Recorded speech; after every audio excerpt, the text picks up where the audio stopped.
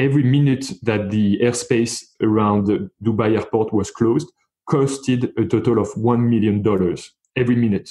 And because every time there are some drone intrusions, it results in hours and hours of actually closure of the airspace, which in the case of Dubai resulted in hundreds of millions of dollars just vanished, gone. You're listening to the Drone Radio Show podcast, the show about drones and the people who use them for business, fun, and research. Hosted by Randy Goers.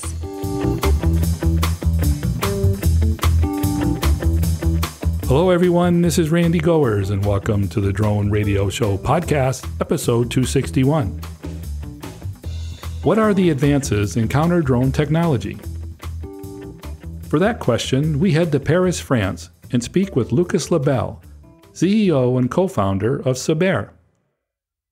CERBAIR was created to counter the alarming increase of drone intrusions on critical facilities, as well as the threat they represent.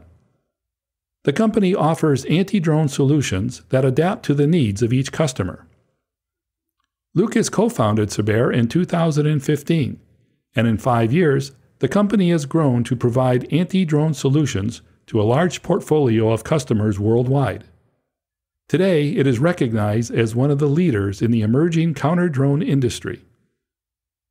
In this edition of the Drone Radio Show, Lucas talks about the pros and cons of the technologies used in the counter-drone industry, the civilian and military applications, and the challenges and opportunities in protecting critical infrastructure.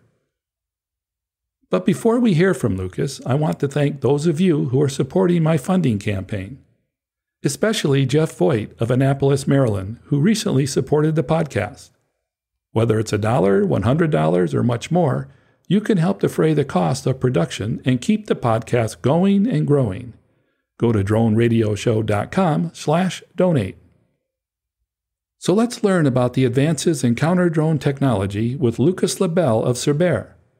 Let's pick up the interview where I asked Lucas to introduce himself.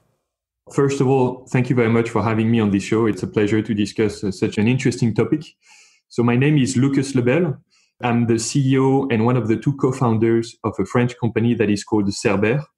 CERBAIR is the French counter-drone provider leading the French market right now. We built the company with my team about 5 years ago. The timing is important because back then in 2015, we had a number of drone intrusions on top of sensitive sites, such as nuclear power plants.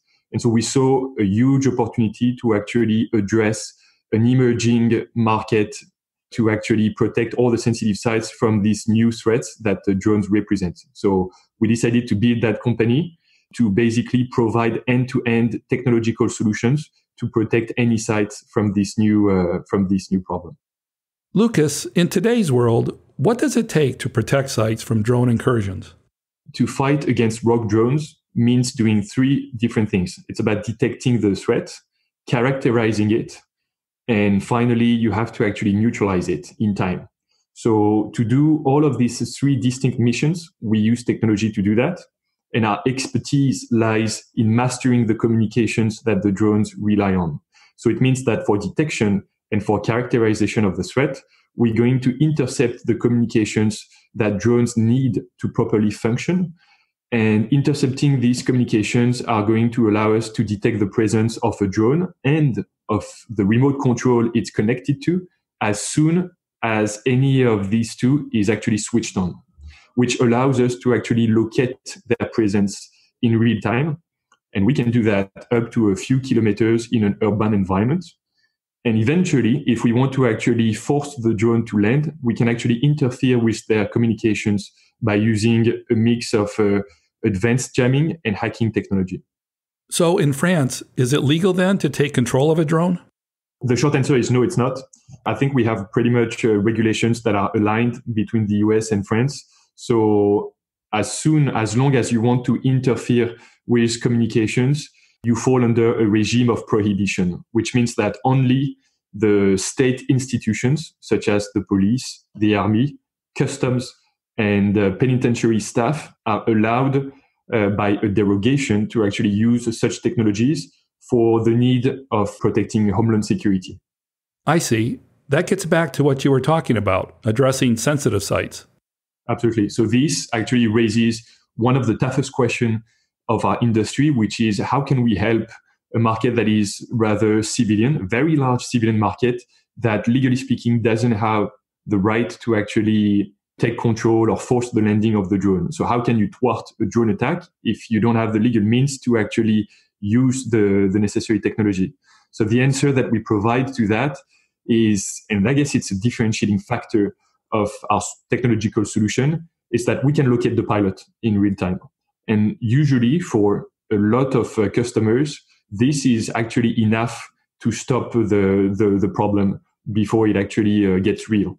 So I'm not saying that this is a 100% success rate solution, and there is none in our industry, meaning that for any type of customers, there is a specific level of threat with specific scenarios of attacks that are at stake, and for which certain solutions might or might not work. So it's all about providing the right coverage, i.e. level of protection to a specific customer with a kind of like a statistical approach to the problem. So I'm just saying that because as a disclaimer, I know that a lot of counter-drone companies have been very aggressive in terms of marketing. We don't aim at providing a 100% coverage rate. I think nobody is credible saying so. It's about providing a realistic approach to the problem. And that's what we try to do. We hear stories about drone incursions over major sites like airports. Gatwick in the UK is a good example.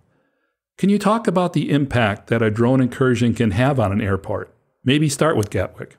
From what I've heard and read all across the press and inside information that we have, allegedly, there would have been at least 2 civilian drones that would have flown on top of the airspace of the Gatwick airport in the United Kingdom.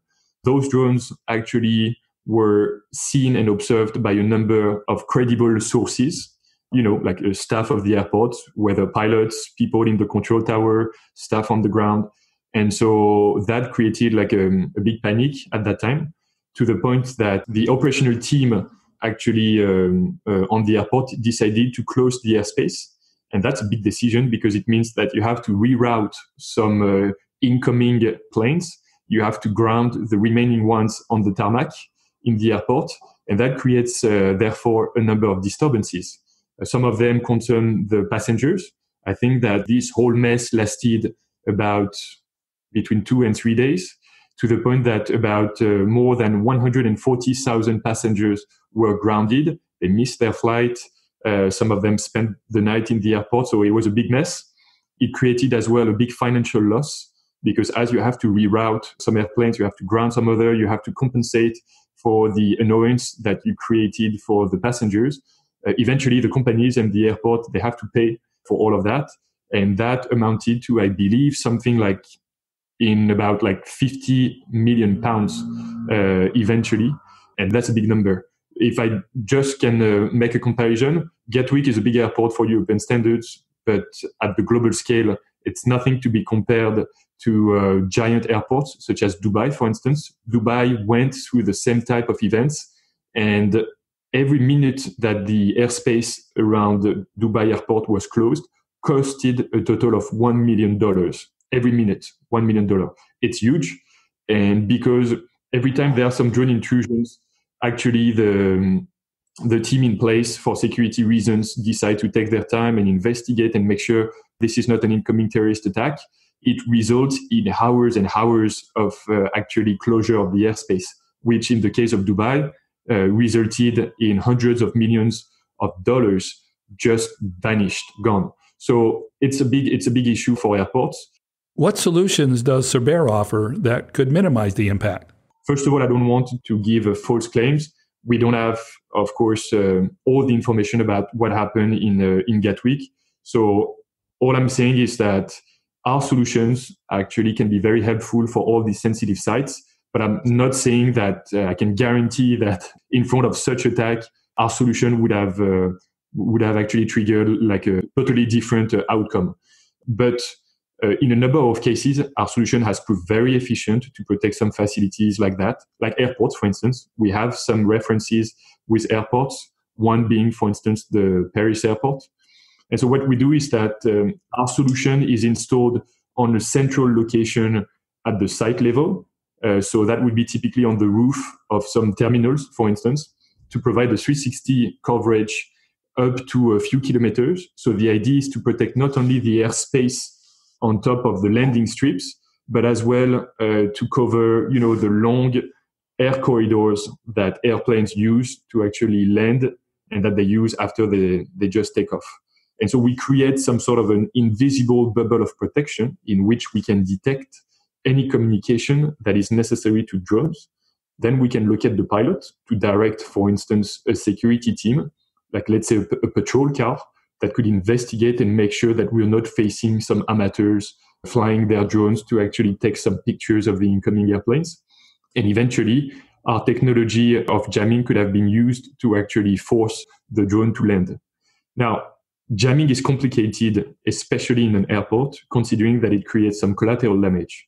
By collateral damage, I mean electromagnetic disturbances. You don't want to interfere with communications that might be necessary to drones, but to other things, such as airplanes, for instance. You don't want to mess with the GPS signal with all the incoming and outgoing airplanes, right? So the idea behind that is, from a technological point of view, how can the technology that companies like CERBAIR, ourselves, develop, how can our technology actually limit this collateral damage? The idea is that with a solution that we recently developed, a Manpack solution, we managed to miniaturize the solution to have it super mobile. Basically, it's a backpack that an operator can carry, paired with something that looks like a futuristic rifle. This combination actually allows the operator to detect up to 1 kilometer in an urban environment, any drone, locate its presence, locate the pilot, and eventually aim with the very directional cone, the neutralization technology, to force the landing of the aircraft. Because it's very directional, it means that we're going to limit the collateral damage only to the area that is relevant to us. And that makes a big difference between going from a small problem to a much larger problem, because a big jammer could actually mess with all the communication of all the security teams. So you go from a small problem to a large one. We try to keep it simple and efficient, trying always to integrate the operational complexities and necessities of our customers. When you talk about some of the technological challenges, is what you just described the primary challenge in developing effective counter-drone solutions? So in terms of neutralization technology, yes, it is. Basically, when we talk about neutralization technologies, I would say that the technology is here right now. It's very efficient, but it comes at a price, collateral damage. So that's why regulation is cracking down on such technologies to limit its propagation to actors that we don't want using such technology, right? So that's a regulation and operational complexity, not a technological one. However, as the drone is going to evolve over time, we anticipate some evolutions that are going to create issues, that are going to limit the efficiency of such electronic countermeasures. Namely, drones are going to become more and more autonomous. Right now, autonomous drones means drones being flown autonomously via GPS coordinates. But in the future, we believe that some new technologies are going to be embedded at the drone level to allow that. We're talking about IMUs, we're talking about artificial intelligence that could be used paired with a camera on board the drone to actually do some recognition of a map, of some obstacle, of basically ground. And that's a fundamental change, because it means that in a few years from now, drones will be able to be flown autonomously without requiring any communications. Right now, drones still need to receive the signals coming from the satellites to actually locate themselves, right? But if in a few years they don't need that anymore, jamming will be entirely useless, because jamming is about suppressing necessary communications. So if the drone doesn't need any communication, your jamming is going to be inefficient. So that's one of the major trends that we see, especially for the defense market. We see a number of big players having integrated this unavoidable evolution and developing what we call a high energy directed weapons, basically laser and microwave. So now it's about physically disintegrating the drone, because trying to interfere with their communications will not be enough. So that's an interesting evolution that we see in the defense market. But in my opinion, it doesn't mean that jamming will be entirely obsolete or unnecessary. It just means that there will be some blind spots to jamming that the defense market will find unacceptable. And this is why they are developing other technologies. But for an urban civilian market, jamming will still be the way to go because their collateral damage is still much lower than what a laser or a microwave technology could actually trigger, as you can, I'm sure, imagine. From your perspective, what are we really up against in stopping drone incursions?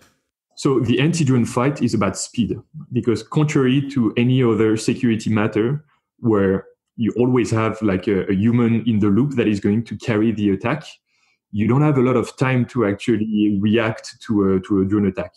And so drones on average, I would say, fly at a speed of, let's say, 40, 45 miles an hour. That would be 60 kilometers an hour, if I'm not mistaken. That's fast, especially considering that drones fly, meaning that they can go on top of any physical obstacle you could have created in your perimeter security. So they can go straight to your vulnerability. So every time we give a detection and neutralization range of our solution, it's interesting to actually consider it, translate it into a maximum reaction time, or I would say minimum reaction time. For instance, our solutions, they detect up to 2 kilometers any drone or drone communications in an urban environment.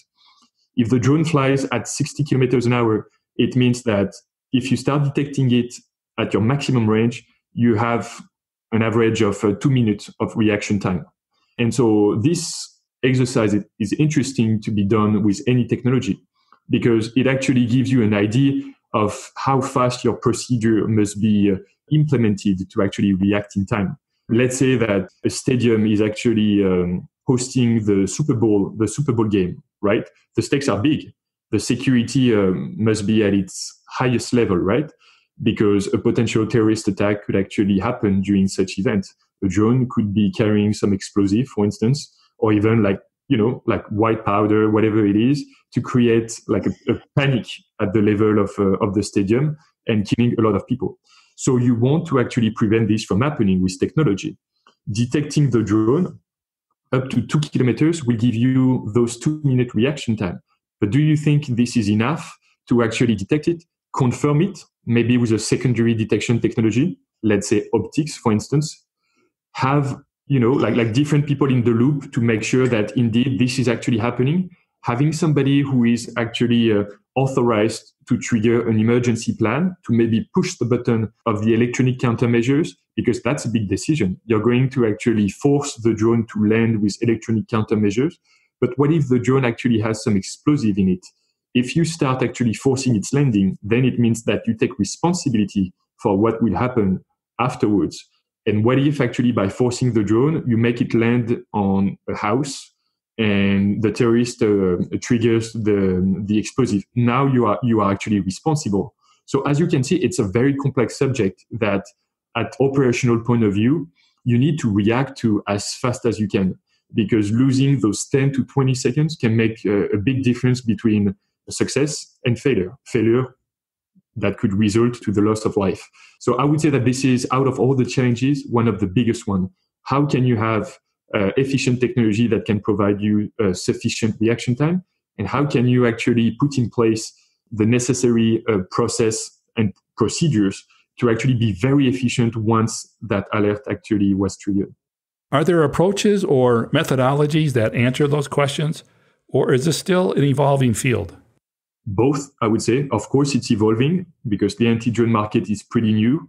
And as everybody has noticed in the news, we've had a number of drone intrusions and attacks across the world. And out of all these attacks, I guess security is improving attack after attack. So it is evolving. However, we see some trends evolving, and kind of converging to specific procedures in the world. We see airports trying to mainly focus on pilots because indeed they are very scared or reluctant to use electronic countermeasures. So that would be the last resort, and they try to first and foremost focus on finding the pilot, if there is any.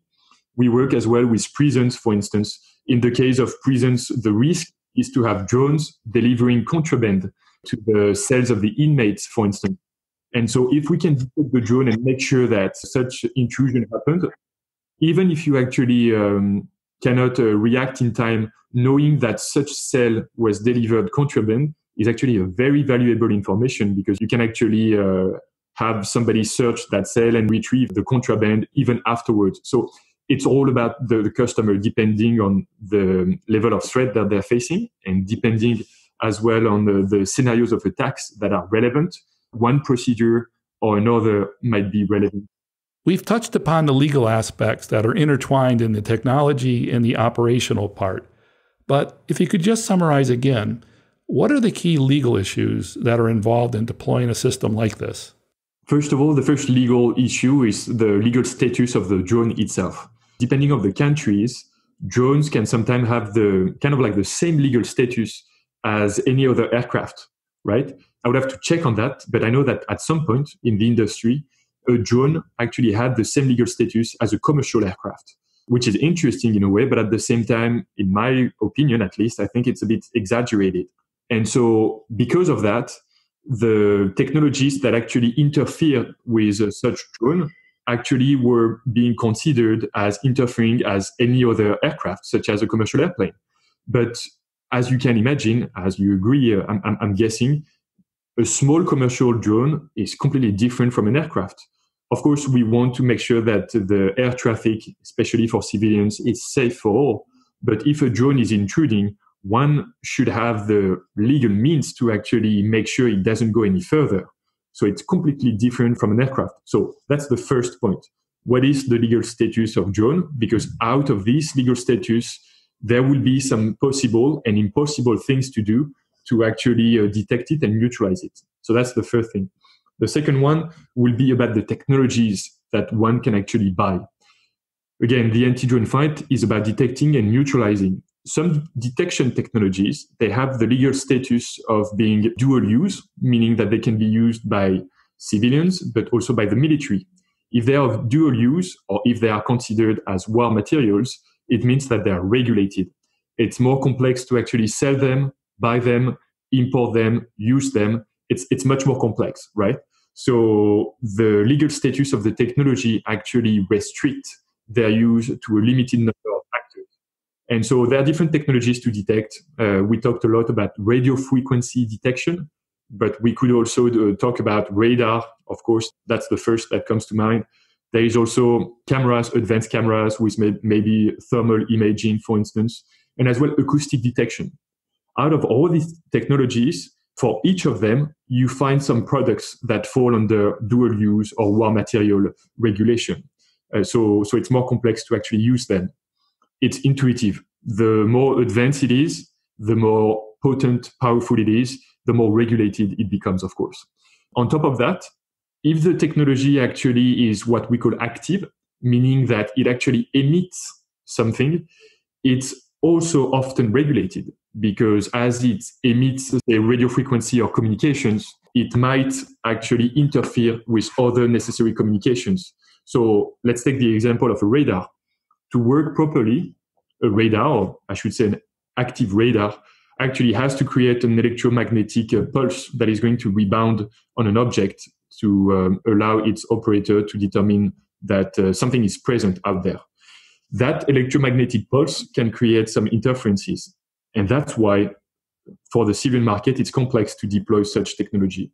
So that would be the second hurdle that we have, is the legal status of the technology that you need to actually protect from drone attacks.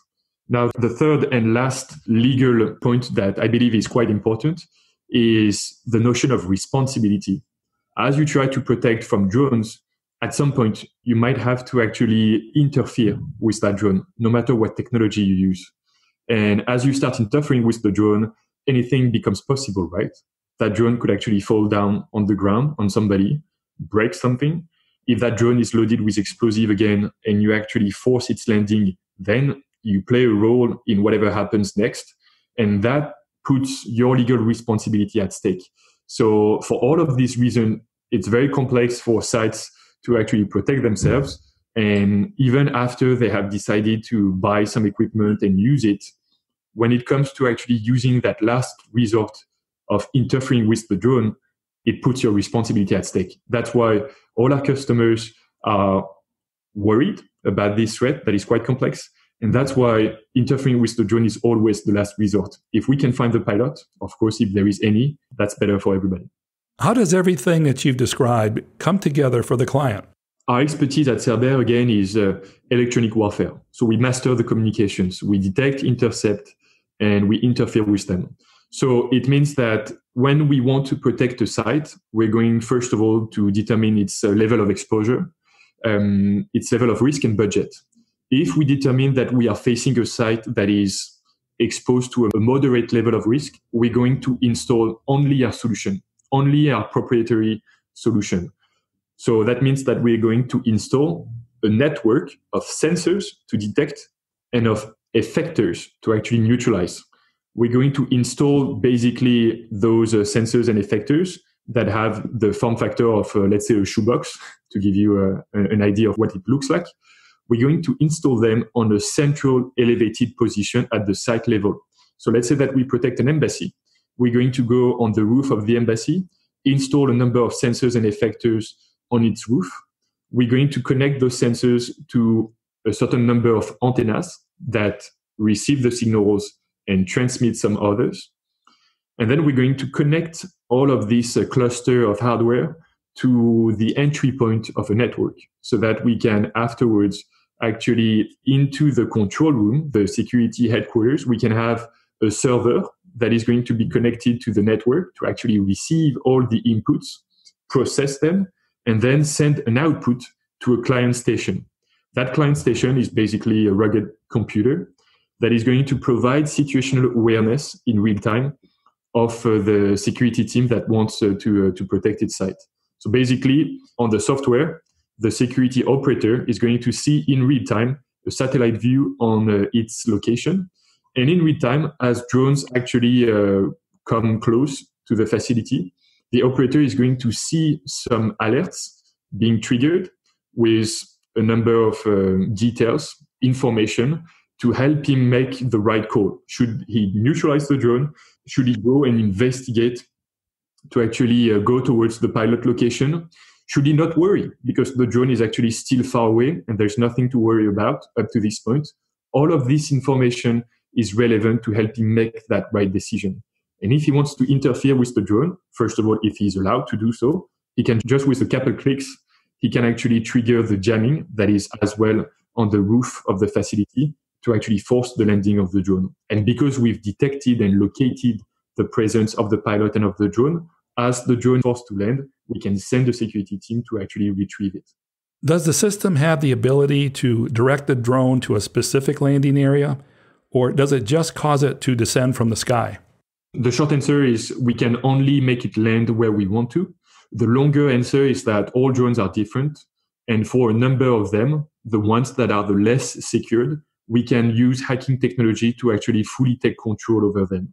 Now, this is something that we've done with some of our customers, but as a scalable solution, we don't want to give false promises because hacking is at best something that can work with a very limited number of drones. And of course, as a customer, you want to buy a solution that addresses a wide coverage, a big percentage of drones in circulation. So hacking is more of the demonstration of a capability of, or I would say it's more nice to have than a proper technology that you can rely on 100% of the cases. Can you give us some insights into drone incursions caused by more sophisticated drones? Are they on the rise? Indeed. I guess over the past months, we've seen a number of sophisticated drone attacks, especially in the Middle East, as you've probably noticed. The news that comes to my mind was the terrorist attack of allegedly some Houthi rebels that would have used some Iranian drones to actually attack some oil sites being operated by Aramco, the number one oil company in Saudi Arabia. So basically what happened is that in a matter of just a few minutes, about 10-ish drones and another 10-ish missiles would have been launched from different places to actually attack the oil facility to disrupt its operation. And so, of course, on one hand, you had some fancy missiles, but on the other hand, you also had things that would qualify to be called drones. But these drones were much more advanced than the one you actually can buy, in commerce, in a retail shop. These drones are much more capable because they can fly autonomously. They have a much longer range. They can fly up to a few tens of kilometers, no problem, even a few hundreds of kilometers. They can carry a much heavier payload. So in this case, they carried some explosive warheads that created some big havoc on the oil facility. And they are resistant, or some of them can be resistant to detection or countermeasures, because some of them can be very discreet, or just because they're super fast. Some of them can fly up to 300, 600 kilometers an hour, let's say faster than 200 miles an hour. That's really fast. So what's the point of detecting such drone if by detecting it, you're going to lose the signal just a few seconds after? So as you can see, the more powerful, the more potent some of these drones can be, the more difficulties it creates for the technologies to actually fight against them. So that's why, in our opinion, the anti-drone fight is a big challenge that requires different approaches. There is no one-size-fits-all solution. If we deal with the civilian market, and this civilian market, for instance, in the United States, or let's say in Europe, is less likely to be attacked by Iran on our domestic soil than from, let's say, an amateur or a malevolent actor that would use the go-to civilian drone in the retail shop, then we need to have a specific approach that is pragmatic to that level of risk. For that level of risk, CERBAIR is very credible and efficient, as we've been protecting a number of sites across the world to actually do that. But as drones are getting more sophisticated, you also see a lot of defense actors trying to target these particular drones. And to do so, they use other technologies. They use fancy radars. They use, as we discussed earlier, energy-directed weapons. But they adopt a different approach. And as you could anticipate, the technologies that we develop to target civilian drones are very efficient to target these drones and much less efficient to target what I would call military or very advanced drones. But on the other hand, the military tech that addresses such drones might be, and often is not, very relevant to target the smaller drones. So that's why it all depends on the customer, its needs, and its budget. And for the customers that are the most advanced and that have like big budget, it's all about integrating different bricks of technologies to actually provide something that has a relevant coverage. You mentioned the Atlas Manpack earlier. Can you tell us more about it and how it's used? First of all, it's a standalone system. We developed it for the special forces, different units of special forces that wanted to actually have the right solution to detect and neutralize drones and to be as light and discreet as possible. So that's why we developed it. But as we started to commercialize it, we met great success for such product. And a large civilian market actually talked to us and asked us to actually integrate such solution into larger system, which I believe is very interesting because, I mean, the way we look at it is that this portable solution is kind of a mobile sword and shield combined, right? So let's say that I want to protect a big facility, a nuclear power plant, for instance. What we do is that we're going to install a central stationary solution to create that invisible bubble of protection that we discussed earlier. But as we detect something, whatever it is, the presence of a drone, the presence of a pilot, the security operators that are guarding this area are going to use that Manpack to actually go and investigate. So they can actually deploy that mobile sword, the sword being, of course, the neutralizing technology, the jamming technology embedded in the Manpack, or they can deploy the shield, as in the detection bubble. They can actually move a smaller detection bubble that is more reactive and more precise anywhere the intrusion is actually happening. So that's the combination of stationary solution paired with that portable one that actually makes a very pragmatic, efficient, and reactive solution. Lucas, is there anything that we missed that we should talk about? as we talked about the limits of each technology, we talked a lot about jamming technology and how the evolution of drone is going to actually put it under difficulties, but we didn't talk about the technological challenge of detection technologies. And I think it's something interesting to note. Basically, to talk about detection, we have 4 different technologies that allow that. We have radio frequency. You detect the communications. Therefore, you detect the presence of the drone and the pilot. You have radar.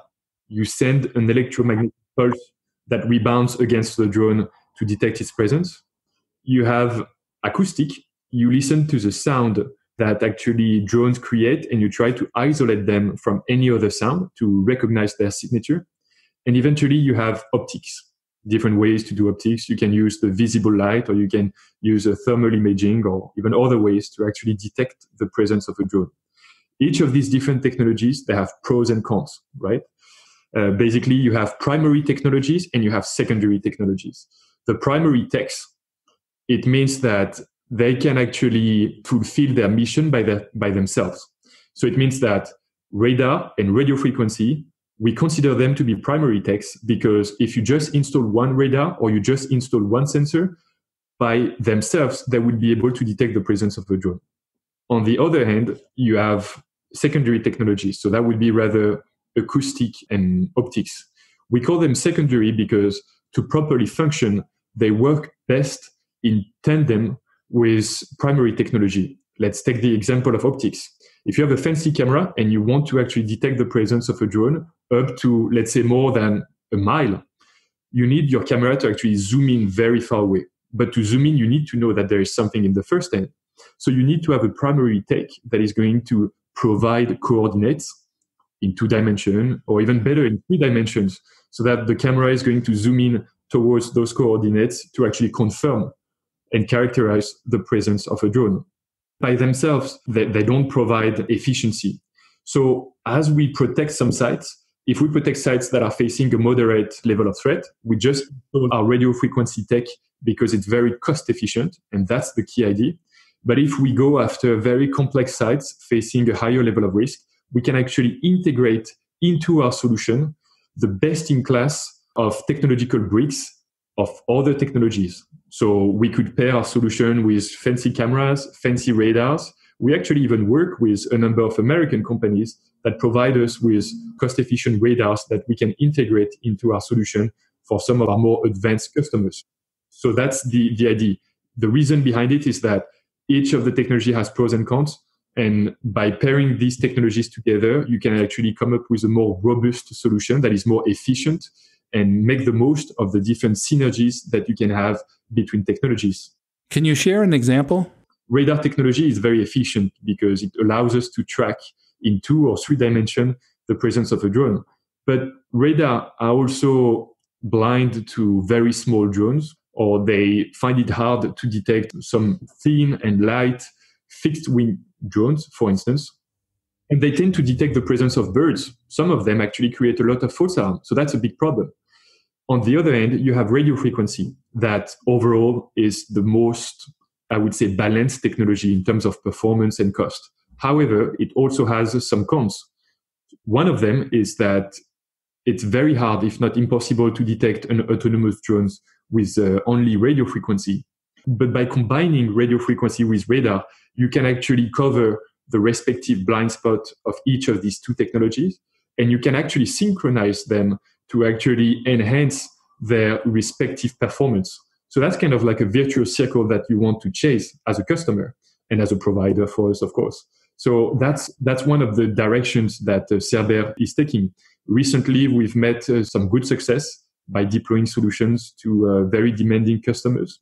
And so as a result, we managed to raise a nice amount of money, about 6 million euros recently.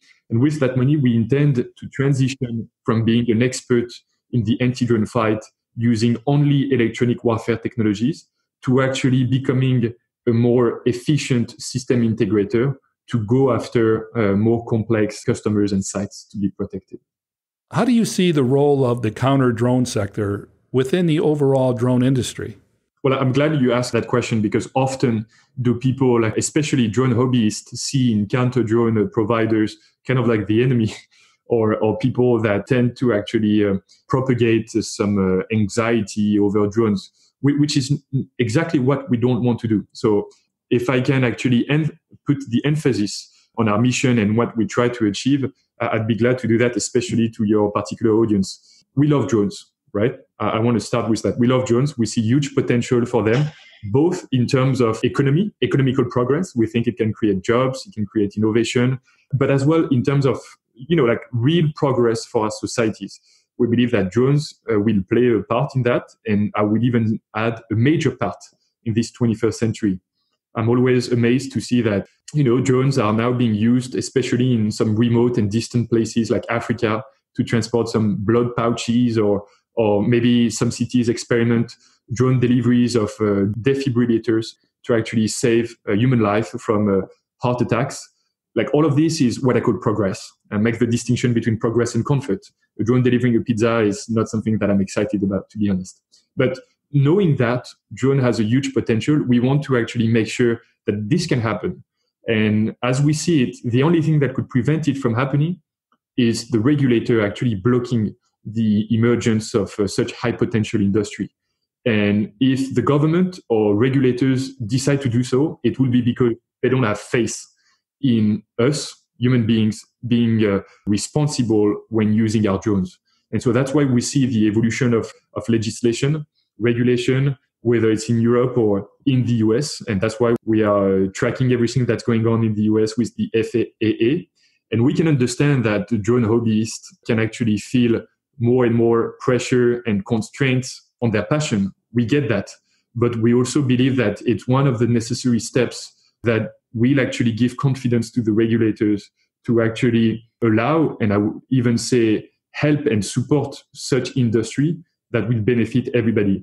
And we, CERBAIR, as a counter-drone provider, aim at providing that last line of defense to protect our key sensitive facilities from real malevolent people.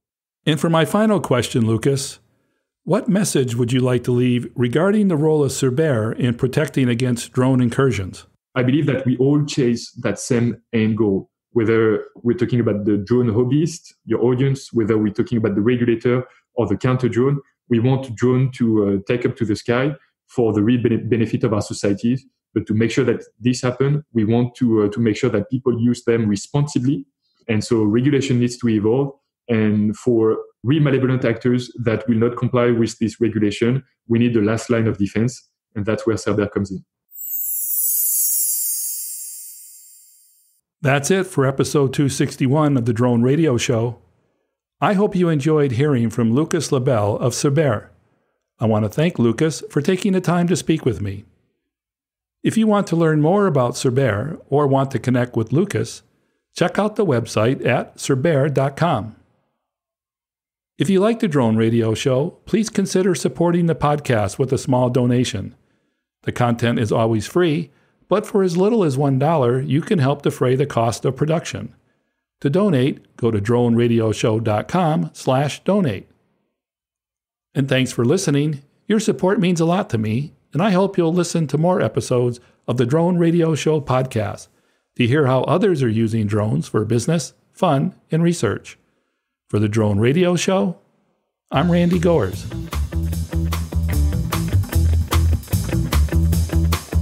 This has been the Drone Radio Show podcast. More information on today's show can be found on our website at www.droneradioshow.com. If you're using drone technology for business, fun, or research and would like to share your experience on the show, please visit our website and fill out a guest appearance application. And don't forget to follow us on your favorite social media channels.